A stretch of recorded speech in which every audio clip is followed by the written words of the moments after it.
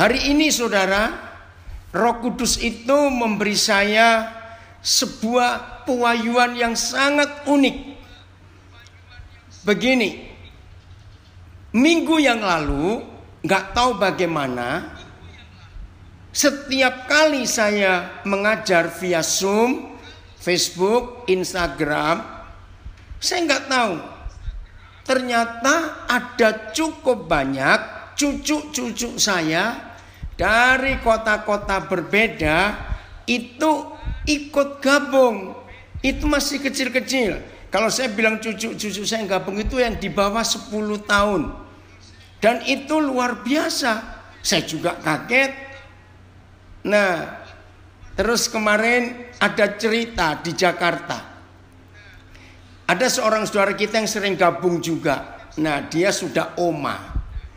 Nah, dia itu hampir tiap hari ikuti. Nah, dia kalau ikut Zoom atau Facebook itu pakai TV di rumah supaya lebih jelas. Nah, rupanya salah satu cucunya itu rasa terganggu kalau omanya sedang pakai TV-nya untuk mengajar, untuk belajar.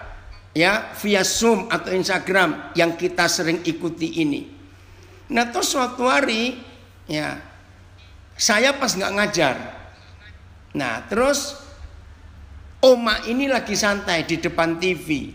Toto cucunya datang, bawakan remote TV. Ya, mudah-mudahan yang saya maksud ada gabung, saya belum ngecek tadi itu. Nah, terus dia ngomong gini, Oma tidak dengar khotbahnya Opa Daniel. Nah, Oma ini tertawa saudara. Anak kecil, cucu itu masih umur 5 tahun. Saya tanya, jadi umur berapa dia? 5 tahun? Belum. Bisa ngingatkan omanya yang lagi santai, kok tidak ikut belajar dari Opa Daniel. Wah, ini luar biasa. Nah, si oma ini tertawa. Karena biasanya si oma ini suka buka TV dan nonton khotbah, pelajaran yang kita pelajari bersama-sama. Nah, itu cucu. Nah, tadi pagi saudara, saya lagi merenung ya interaksi cucu-cucu saya selama seminggu ini. Nah, salah satu pembahasan saya dengan orang tua mereka, yaitu anak-anak saya mengajar begini. Tolong ya, anak-anak yang masih kecil, biasakan nonton channel TV yang dunia binatang. Ya, dunia binatang. Biasakan itu. Nah, beberapa orang tuanya, beberapa anak saya, ya, itu nurut. Ternyata betul anak-anak itu senang melihat dunia binatang. Dan beberapa yang anak-anak saya bahkan mulai langsung bertindak. Mulai ketemu kucing liar di jalan, dibawa pulang saudara. Wah, kaget orang tuanya. Nah, setelah mereka belajar menyayangi binatang itu, kesan para orang tua mereka, anak-anak saya itu bilang, ternyata karakter mereka, hidup mereka itu berubah. Oh ya, dan itu sungguh menyenangkan. Nah, maka itu tema kita hari ini, mari belajar dari para binatang. Aduh, kok rasanya jelek benar. Tapi serius saudara, serius. Maafkan saya. Saya mengucapkan kalimat ini. Mempelajari sikap hidup para binatang. Jangan tersinggung. Saya minta maaf dulu. Tapi saya harus bicara. Belajar dari cara hidup para binatang. Itu jauh lebih penting, lebih mulia. Dan lebih menemukan makna Alkitab, intisari firman Tuhan. Daripada belajar teologi. Maaf, saya harus ngomong ini. Yang tidak setuju, cerna dulu perkataan saya ini. Ternyata jauh lebih indah dan lebih berdampak kalau kita belajar dari para binatang dalam cara hidup mereka, daripada kita belajar teologi yang isinya cuma doktrin, lalu jadi perdebatan yang tidak pernah selesai sampai hari ini. Nah, salah satu yang akan jadi topik pelajaran kita hari ini tentang dunia binatang.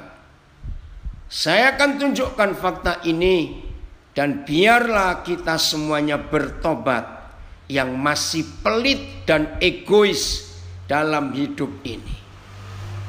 Saudara yang belum pernah kepikir, biar kepikir hari ini.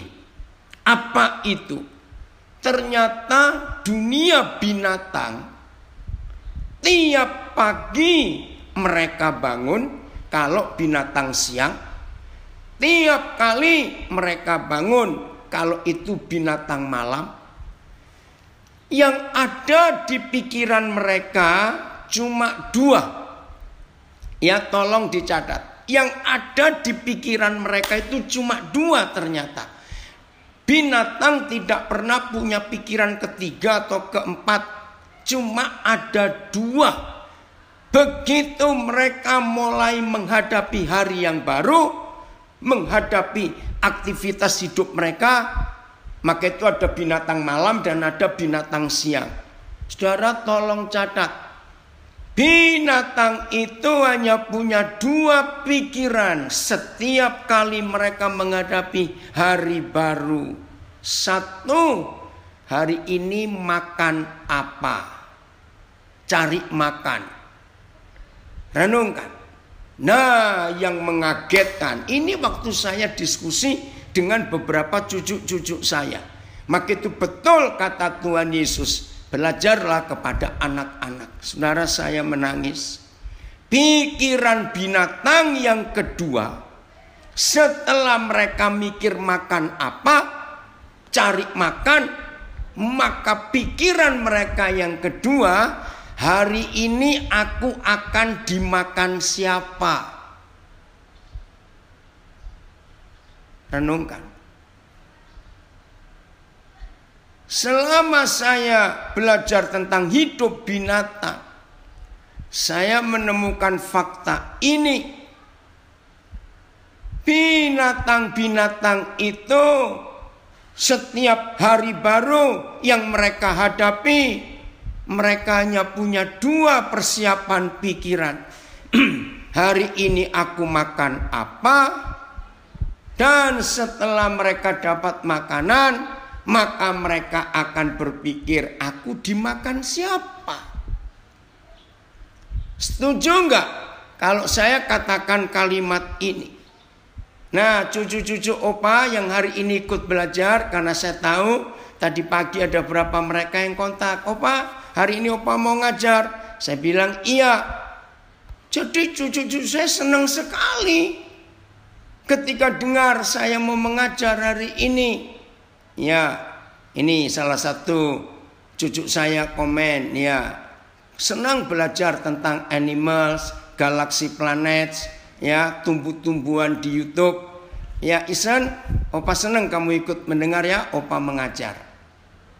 Saudara, pernahkah kita sadar binatang itu setiap hari pikirannya cuma dua.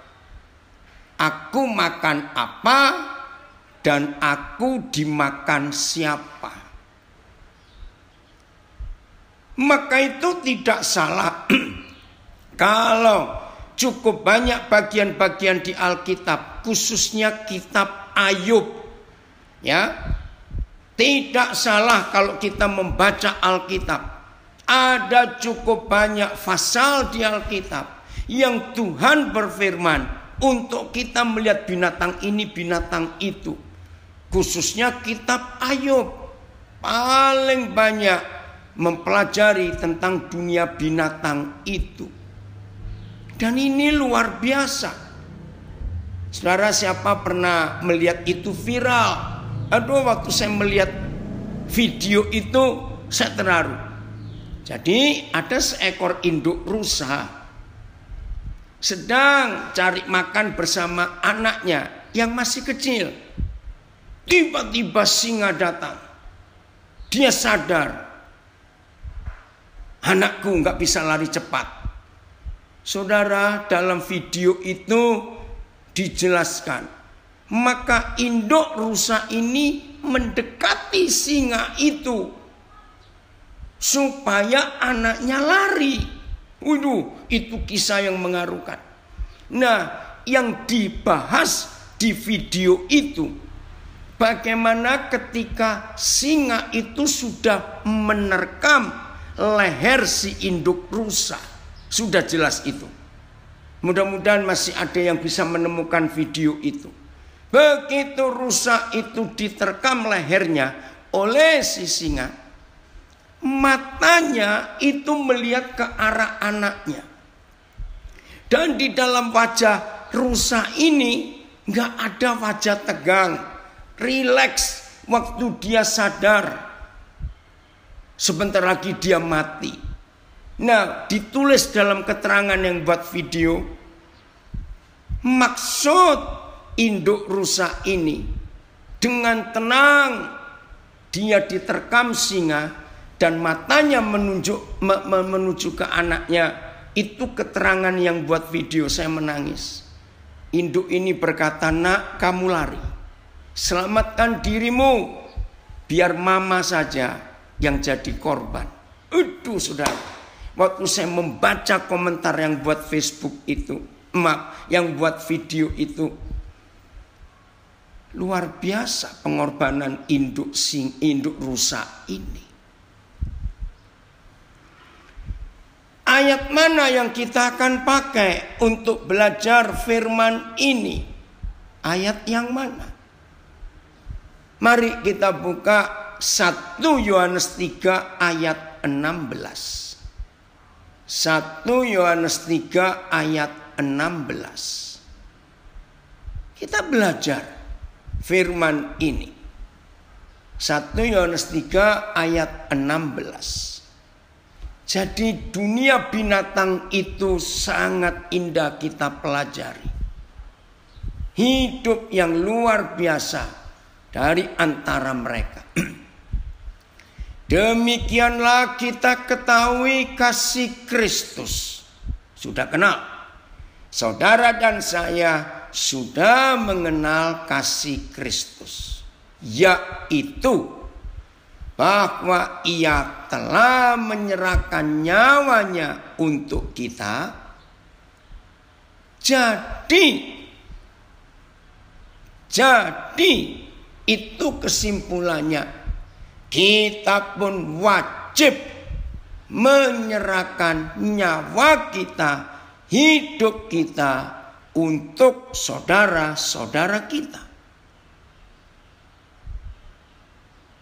Ini sikap, karakter, tujuan hidup murid-murid Tuhan Yesus. Ya, maaf terganggu sebentar.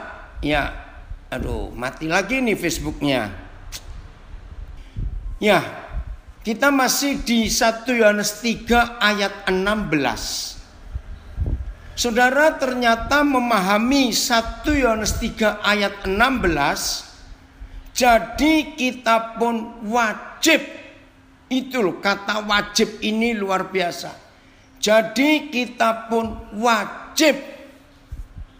Jadi bukan harus, wajib menyerahkan nyawa kita, hidup kita untuk saudara-saudara kita. Saudara bisa bayangkan,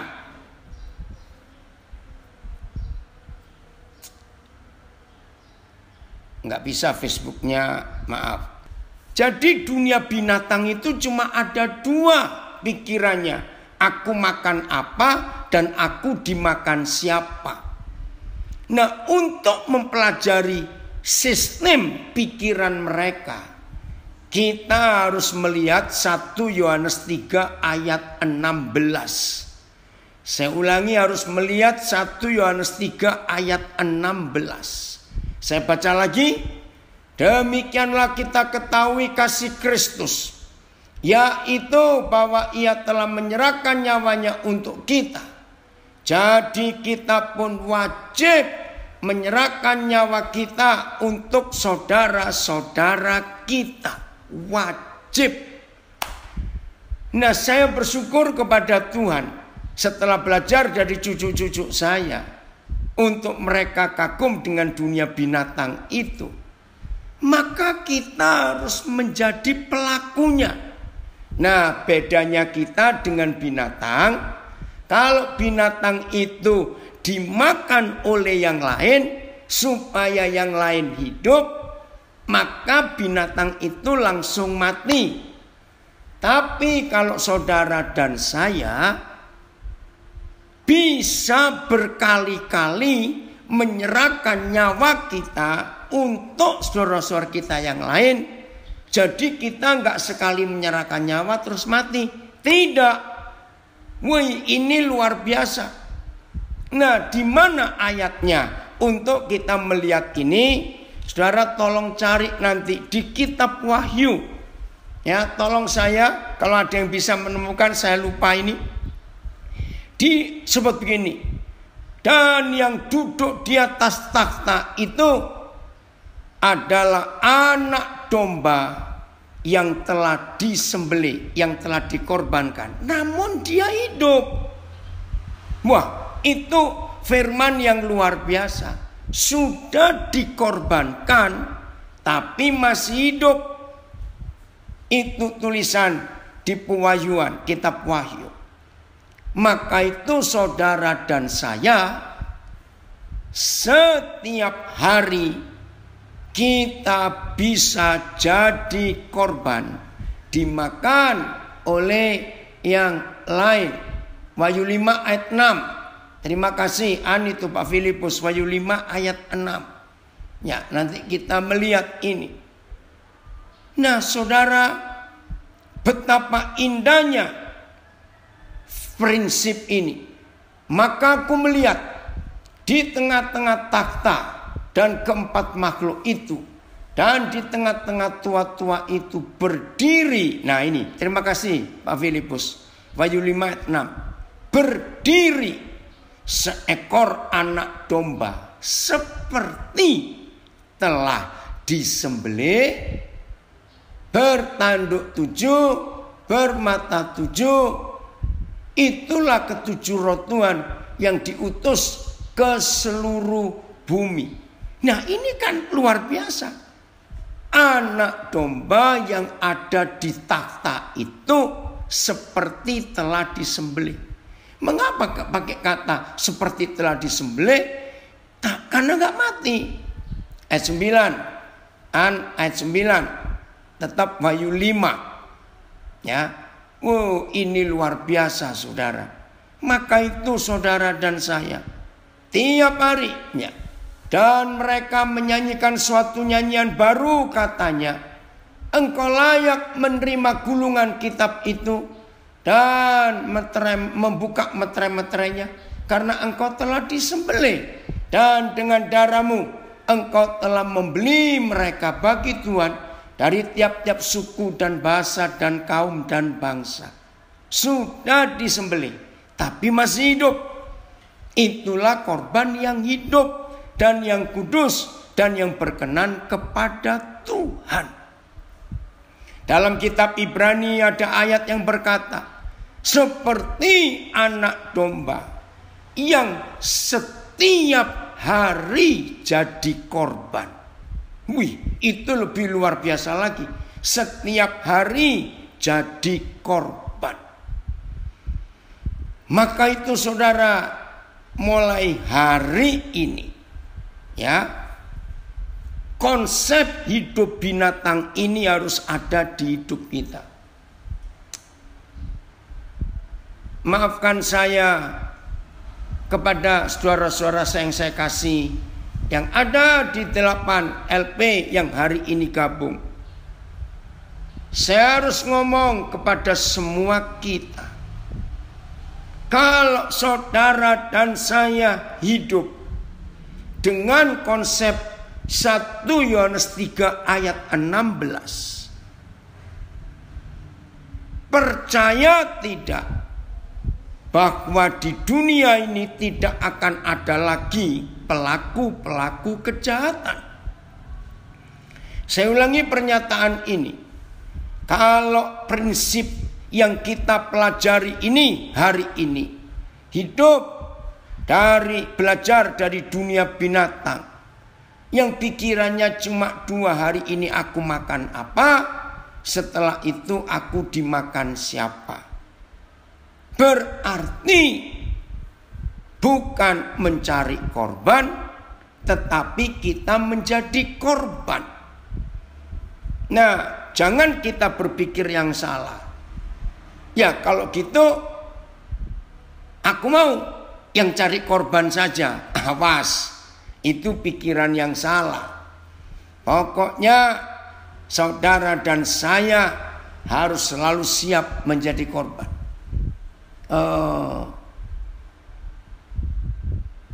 Oke, terima kasih ini. Ibrani 10 ayat 11. Selanjutnya setiap imam melakukan tiap-tiap hari pelayanannya dan berulang-ulang mempersembahkan korban yang sama sekali tidak dapat menghapuskan dosa. Oke, sebetulnya bukan ayat ini, tapi nggak apa-apa. Ini bicara perbedaan perjanjian lama dan perjanjian baru, nggak apa-apa.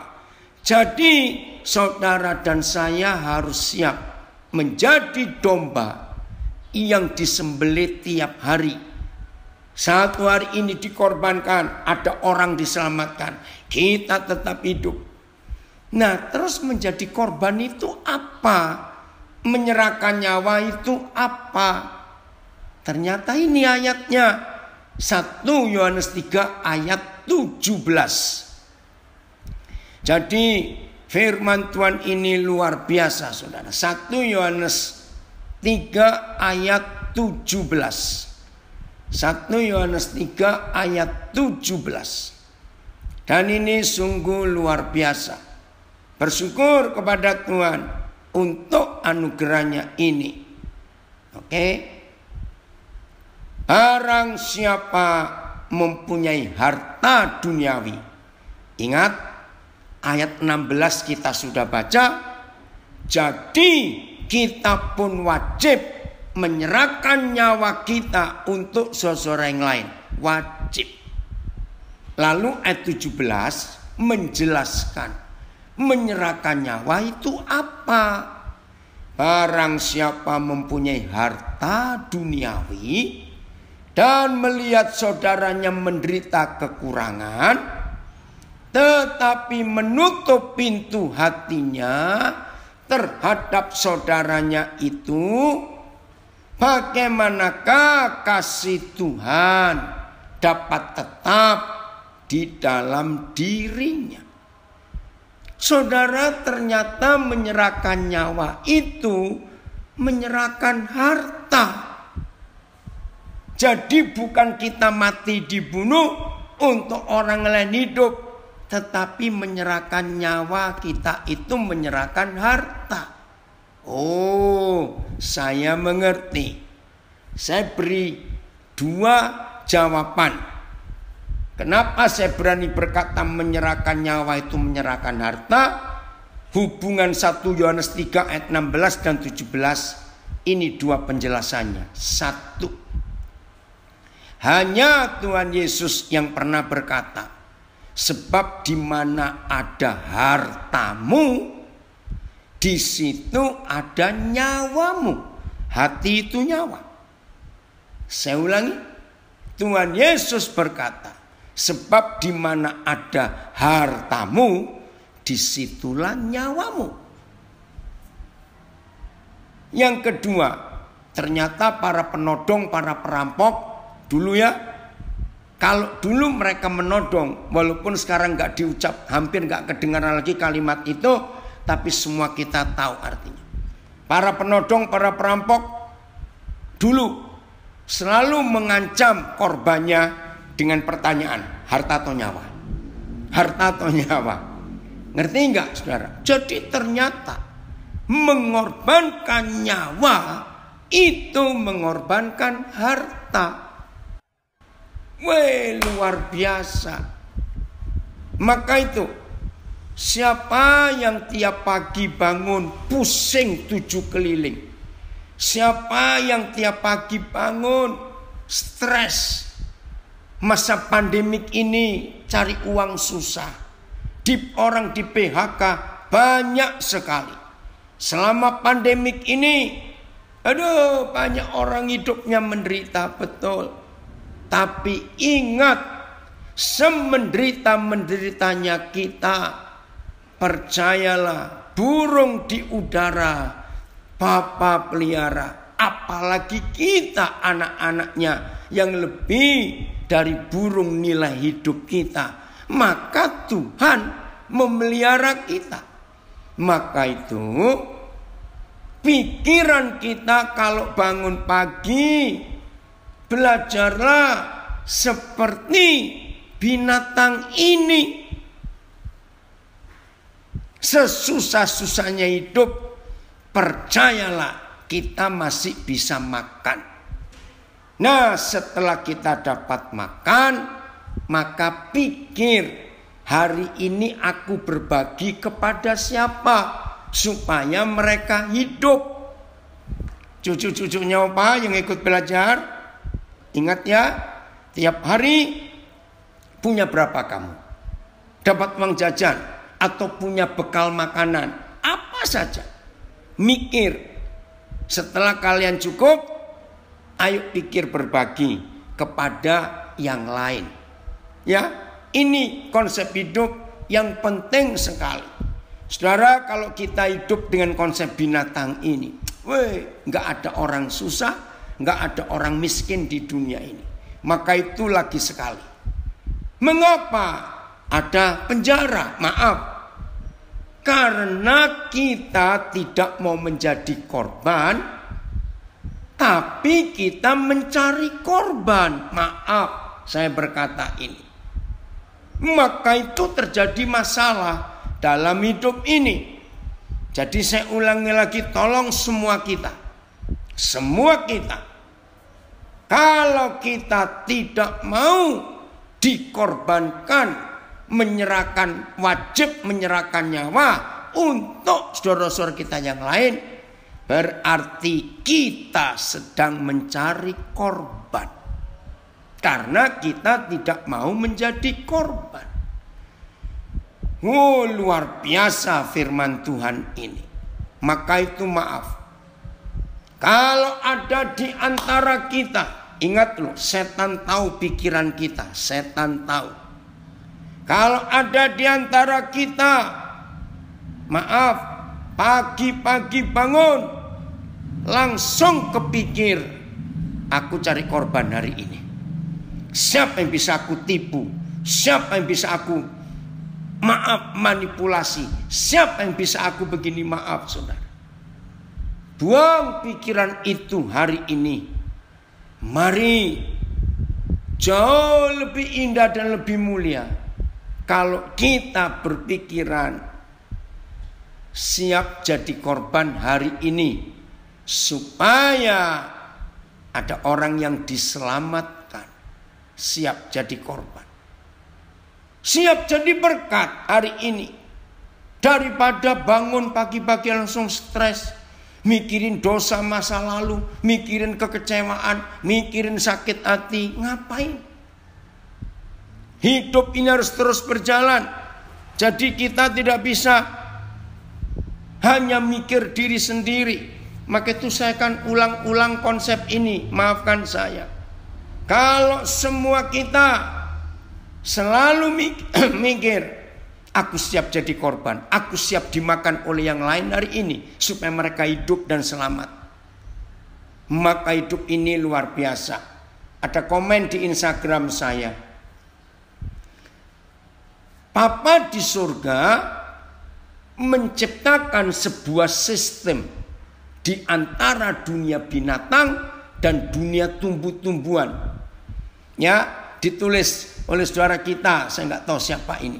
Dalam kehidupan ini, ya, ada simbiosis mutualisme. Betul. Nah, ini hukum alam yang Papa ciptakan. Simbiosis mutualisme. Artinya begini, antara kehidupan binatang dan kehidupan tumbuh-tumbuhan itu bisa saling berbagi dan saling menguntungkan. Nah, lawan katanya simbiosis mutualisme itu benalu. Itu lawan katanya, kebalikannya benalu. Jadi kalau benalu itu mencari korban, nggak mikir yang ditumpangi, pokoknya aku bisa makan.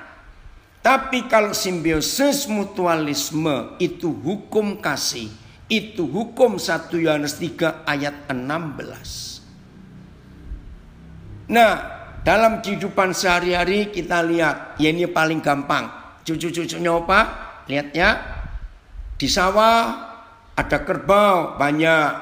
Nah, biasanya di punggung kerbau itu ada burung-burung yang hinggap. Betul? Nah, justru kerbaunya berterima kasih. Dipatuk-patuk. Ternyata burung itu menolong kerbau. Kenapa? Karena ada kutu yang di pundak, di punggung kerbau. Kerbaunya nggak bisa nggaruk karena nggak punya tangan kayak kita. Jadi burungnya diizinkan untuk matuk, ya, bukan menyakiti. Berterima kasih. Jadi burungnya bisa hidup, kerbaunya bebas. Nah, itu hukum. Dan banyak lagi sistem alam seperti itu. Ada komen di Facebook, baru mengerti.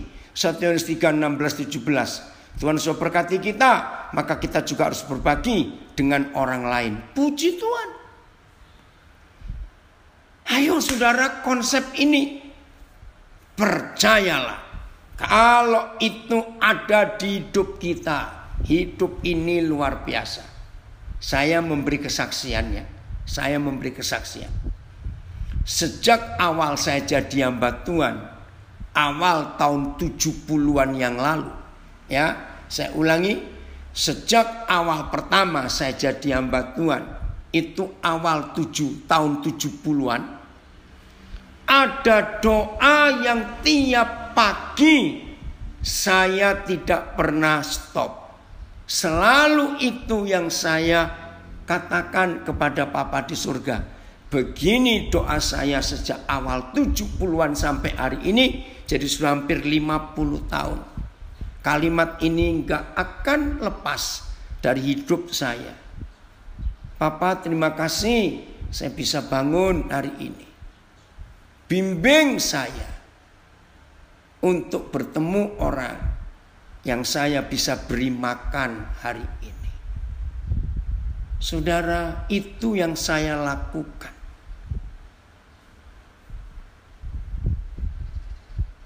Dan ketika saya menikah, ini kebiasaan saya. Kalau sore, maaf, bersyukur kepada Tuhan, hampir tiap hari orang yang sayang kami itu banyak. Hampir tiap hari Tuhan gerakkan, ada orang yang kirim makanan buat kami. Nah, biasanya itu lebih-lebih. Nah, menjelang sore, antara mulai jam 5, kami suami istri sudah mulai berunding. Mana ini yang gak kita makan? Karena banyak berkat. Nah, kami mulai sisihkan, ya. Dan kami mulai mikir, cari siapa ya? Siapa yang harus diberkati ini ya? Siapa? Itu kebiasaan kami. Selalu periksa. Karena kami berusaha, jangan ada makanan hari ini yang disimpan untuk besok. Sebab besok pasti ada lagi. Ayo berbagi. Maaf, ini cuma cerita. Kalau sampai, tidak ada orang ini yang kami ketemu yang perlu makanan ini. Maaf ya saudara, maaf. Di antara kami, baik tetangga kami, itu ada yang beternak babi. Maaf, beternak babi. Ya sudah, kalau kami nggak ketemu saudara yang bisa terima berkat ini, ya udah, maka kami telepon yang punya ternak babi. Oi, ada makanan ini yang nggak kemakan, dibagi juga kepada mereka. Sayang, daripada disimpan dan dipanasi lagi, jadi repot. Nah, itu hidup saya sampai hari ini. Dan sungguh, kalau dari pagi-pagi kita bangun, sudah mulai mikir, aku dimakan siapa ya hari ini? Artinya, aku jadi berkat ke siapa ya hari ini? Ya, David, senang sekali kamu bisa gabung. Ini anak saya dari Kutoarjo. Nanti kontaknya, ya, Om sudah dapat nomor telepon untuk kontak kamu. Ya, saudara, maka kalau kita selalu berpikir, bagaimana kita bisa jadi makanan buat orang lain, jadi berkat buat orang lain. Hidup ini bahagia luar biasa. Hidup jadi tenang, hidup jadi ringan. Karena selalu mikir untuk berbagi. Menjadi korban buat yang lain. Oh, ini luar biasa, saudara. Ya, puji Tuhan, IG bagus hari ini. Saya nggak tahu Facebooknya. Ya, mudah-mudahan cucu saya Olive ikut gabung. Olive mau Kanopa. Ini passwordnya rupanya berubah lagi. Ya, maaf. Baik, lanjutnya kita lihat ayat yang berikut. Bagaimana hidup ini bisa jadi berkat? Kejadian 1 ayat 11. Kejadian 1 ayat 11. Kita akan melihat kebenaran ini. Terima kasih Bapak.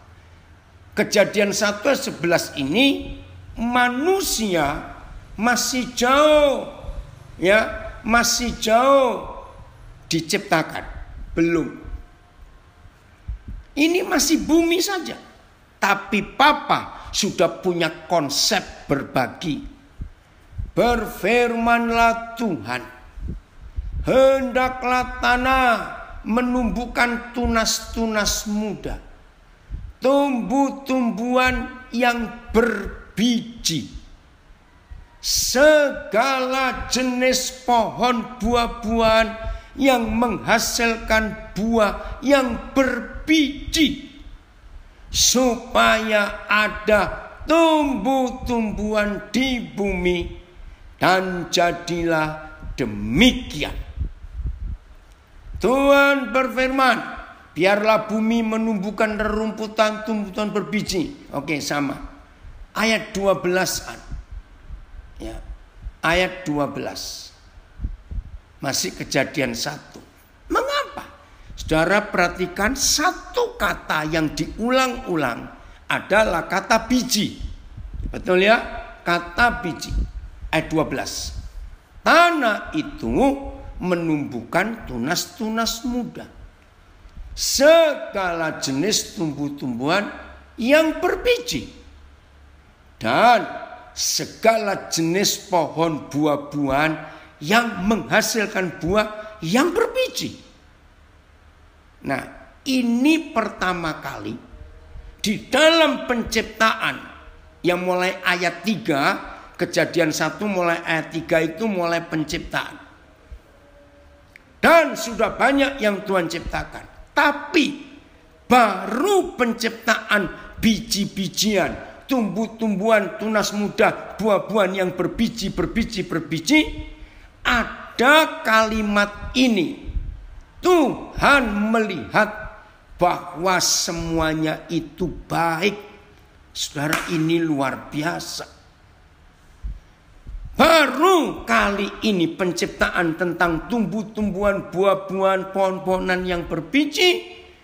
Papa berfirman, Tuhan melihat bahwa semuanya itu baik. Kenapa? Apakah sebelumnya tidak baik? Bukan itu maksudnya. Saudara, tiap kali kita mikir biji, ya, tiap kali kita mikir biji, mendengar kata biji, benih, cuma satu yang kita harus mikir, multiplikasi. Oh, ada info dari Instagram, ada yang gabung dari India. Puji Tuhan. Salam Evelyn. Ya, papi nggak tahu itu. Saya ulangi, tiap kali kita mendengar kata biji, maka kita harus berpikir multiplikasi. Betul nggak? Berkembang.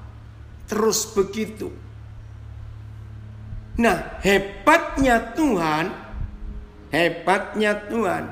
kita lihat ayat 31. Ya, ayat 31, Kejadian 1. Ya, lihat ayat 31, unik sekali. Dan ini luar biasa Tuhan kita. Maka Tuhan melihat segala yang dijadikannya itu amat baik. Jadilah petang dan jadilah pagi. Itulah hari ke-6. Nah, saudara, kalau Tuhan lihat baik, apa?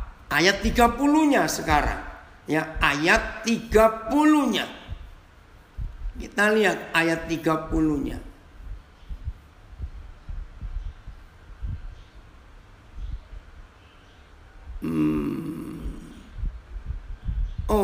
Coba satu terjemahan ajaan 2930. Maaf ya saudara, 2930 karena sambung ini.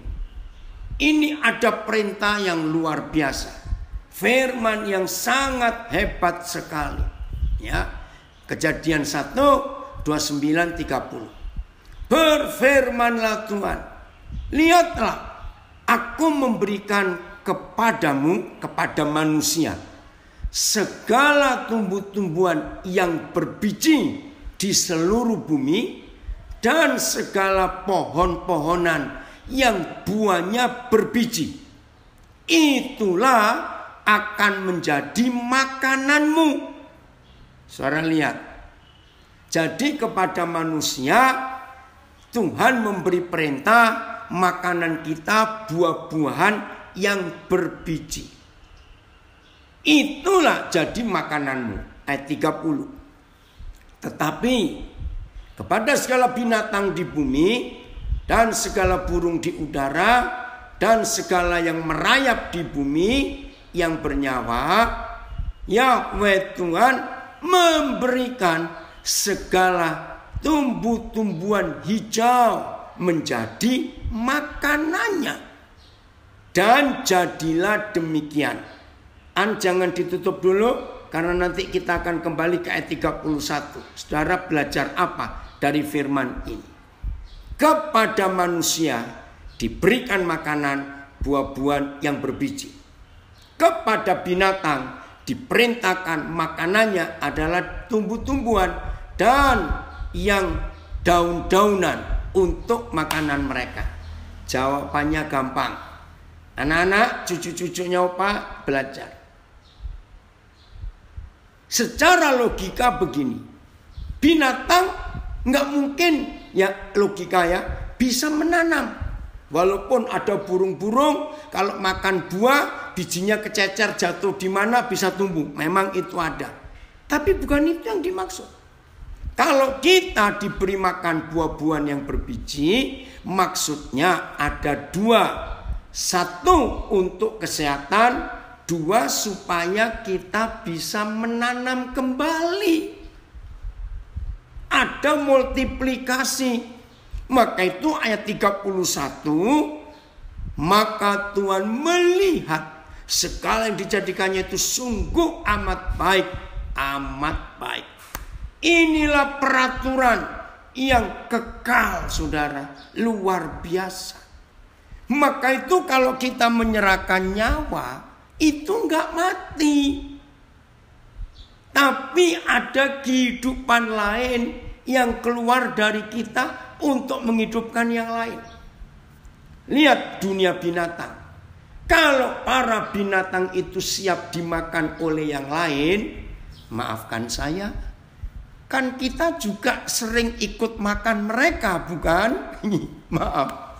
Loh, betul tidak? Kan kita juga sering makan mereka.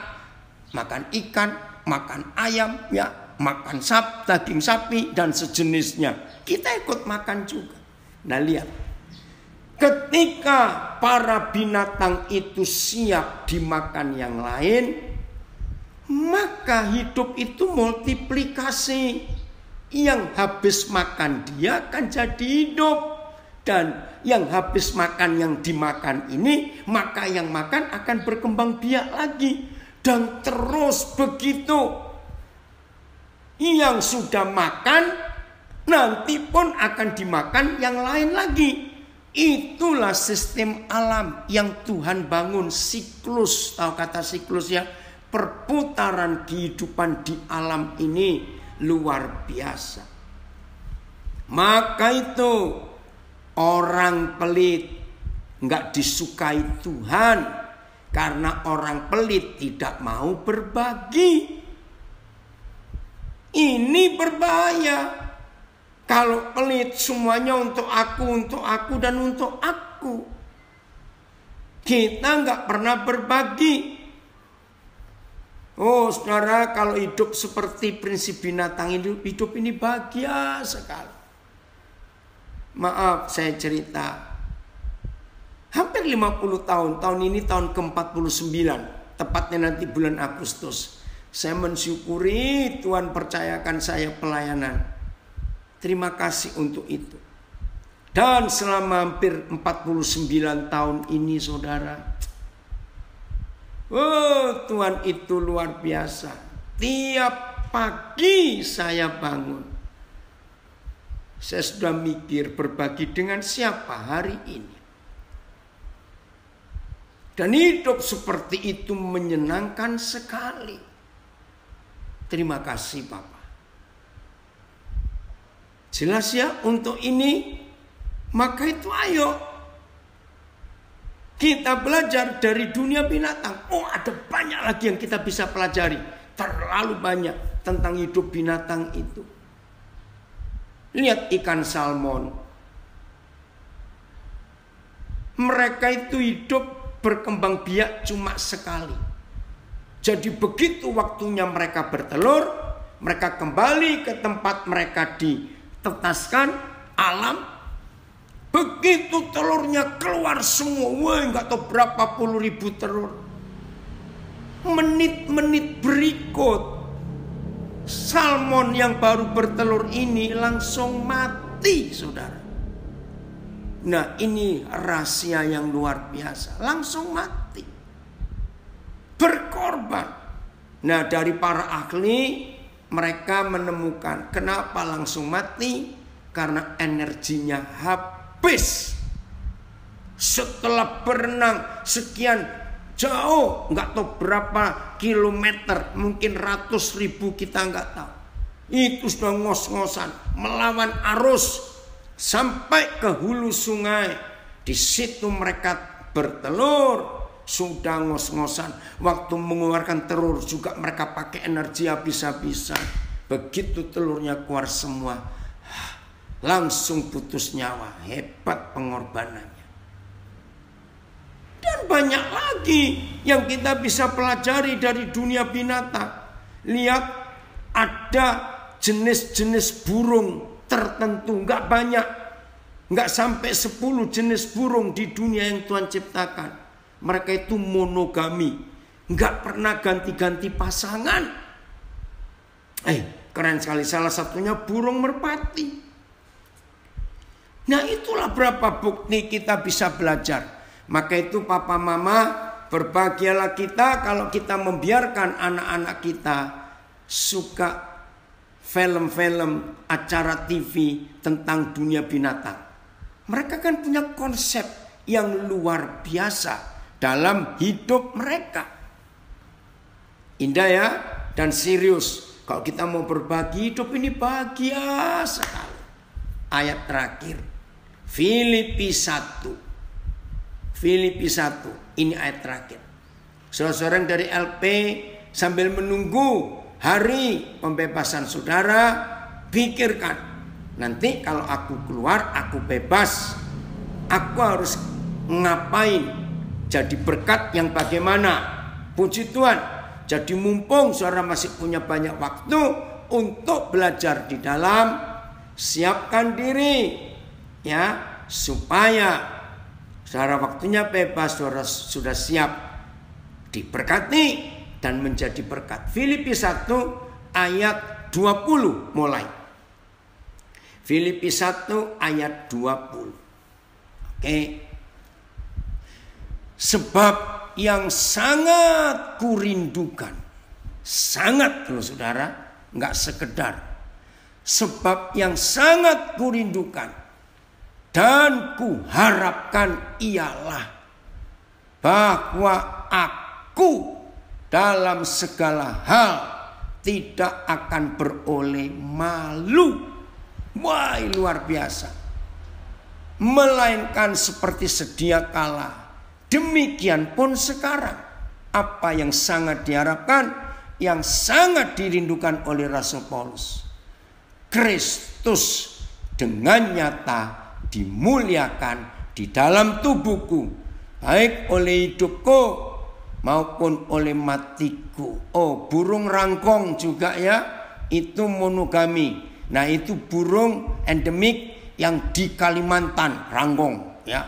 Dan bulu-bulu mereka itu jadi alat untuk upacara adat saudara kita orang-orang Dayak di pedalaman Kalimantan. Terima kasih Eka untuk mengingatkan.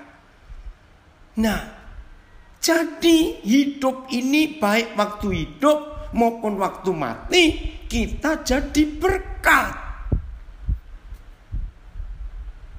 Menguntungkan Tuhan Yesus untuk orang lain. Ayat 21. Karena bagiku hidup adalah Kristus. Nah, ini loh. Kalimat ini yang banyak pertanyaan sampai hari ini. Dan mati adalah keuntungan. Nah, kok aneh? Bagaimana orang mati bisa untung? Ini konsep yang penting dalam hidup kita. Nah, setelah kita belajar dari dunia binatang, dunia binatang hanya punya dua pikiran. Aku makan apa hari ini? Setelah itu aku dimakan siapa? Nah, setelah binatang itu mati karena dimakan yang lain, untung gak yang makan itu? Untung. Ini artinya hidup adalah Kristus, kalau mati itu untung. Bukan diri sendiri yang untung. Ada orang yang diuntungkan. Loh, mati kok. Nah, ingat tadi 1 Yohanes 3 ayat 16-17. Kapan kita menyerahkan nyawa kita? Yaitu menyerahkan harta kita. Nah, waktu kita menyerahkan harta, menyerahkan nyawa, itu keuntungan. Loh, kok bisa untung? Kembali ke Kejadian 1 ayat 11 tadi. Buah-buahan yang mempertahankan bijinya untuk tidak mau mati. Dengar, buah-buahan yang berbiji tapi egois. Buah itu tidak mau menyerahkan bijinya untuk mati. Renungkan. Mati bagaimana? Ayo. Kalau saudara dan saya nanam biji, bijinya itu harus mati atau tidak? Mati. Dia busuk di dalam tanah. Tapi justru waktu dia busuk di dalam tanah mati, itulah keuntungannya. Sebab akan tumbuh pohon baru dari biji satu yang mau mati. Dan ketika satu biji ini mati, tumbuh pohon baru. Bayangkan, kalau pohon itu usianya ratusan tahun, sudah berapa ratus juta buah lagi yang keluar dari dia yang mau mati itu. Dan dari jutaan buah yang keluar dari satu pohon yang benihnya mau mati, itu ada berapa ratus juta pohon lagi. Dan terus berkembang seperti itu. Ini konsep mati adalah keuntungan. Dari satu biji mau dikubur, busuk, tumbuh pohon baru. Dari pohon baru akan keluar jutaan-jutaan buah. Dari jutaan buah akan keluar jutaan-jutaan biji lagi. Jutaan-jutaan biji itu harus mati lagi, busuk lagi, tumbuh lagi jutaan-jutaan pohon. Dari jutaan-jutaan pohon itu keluar miliat buah. Dari miliatan buah itu keluar miliat-miliat buah lagi. Dan masing-masing buah itu ada bijinya. Dan miliatan biji itu mau mati. Udah, saya capek ngomong, teruskan sendiri. Ngerti nggak kalimat ini, saudara? Hebat. Maka itu hidup ini Kristus, mati itu untung. Terima kasih Bapak. Saya tidak tahu.